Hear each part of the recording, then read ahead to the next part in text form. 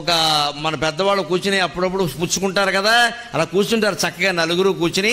పెద్ద పీట, పెద్ద టీపాయ్ ఒకటి పెడతాడు ఎదురుగా. మంచి స్నానం చేస్తాడు మనిషి, తాగే మనిషి స్నానం చేస్తాడు. మామూలుగా తినండి, అబ్బో వ్రతం, సత్యనారాయణ వ్రతం. అందుకని శుభ్రంగా స్నానం చేస్తాడు, తెల్ల పంచి కడతాడు, జబ్బలు బనీ వేస్తాడు, ఎదురుగా పెద్ద పీట వేస్తాడు, మంచి టీపాయ్ పెడతాడు, దాని మీద తెల్లటి గుడ్డ కప్పుతాడు. సత్యనారాయణ వ్రతానికి చేసినంత ఏర్పాటు చేస్తాడు. అప్పుడు 2 సీసాలు ఎడతాడు, 4 గ్లాసులు పెడతాడు, ఫ్రెండ్కి ఫోన్ చేస్తాడు ఇంకా రాలేదరా అని. ఎందుకు ఫ్రెండ్ లేకుండా తాగడం సామరస్యం, సమాజ సౌభాగ్యం. ఒకటి దాక్కూడదు, పిలుస్తాడు. అప్పుడు కూర్చుని ఇక మూత తిప్పుతాడండి ఇలాగా. అద్భుతం, ఇంక అసలు అమృతమే, ఇంకా అద్భుతానుభూతి అంతే. చిరంజీవో పవన్ కళ్యాణ్ వచ్చి రిబ్బన్ కటింగ్ చేసినట్టే ఇంకా యా అని అరుస్తారు చూడండి అలాగా మూత తిప్పుతే యా అంటాడు. ఇవన్నీ మీకు ఎలా తెలుసు అనకండి, ఫోటోల్లో చూశా. లేకపోతే మరి ఇంత బాగా ఎలా తెలిసిందని నన్ను అనుమానిస్తారు. తెలుస్తాయండి, కవి అన్నవాడికి అన్నీ తెలుస్తాయి గమనిస్తే.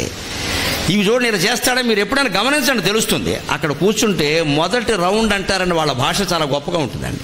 ఒక రౌండ్ పుచ్చుకుంటారు, సరదాగా రాజకీయాలు మాట్లాడుకుంటారు, తిట్టుకుంటారు, అన్నీ బాగుంటాయి. మొదటి రౌండ్ ఇక మహాపతివ్రతల్లో ఉంటారు, అందరు మామూలుగానే ఉంటారు.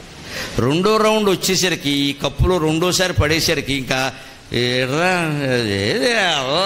మారిపోతుంది, కొంచెం భాష మారుతుంది. అదే మూడో రౌండ్ కూడా అయిందనుకో, ఇంకా అంతే Sanskrit second language, second paper వస్తుంది, ఆబ్జెక్టివ్ టైపు.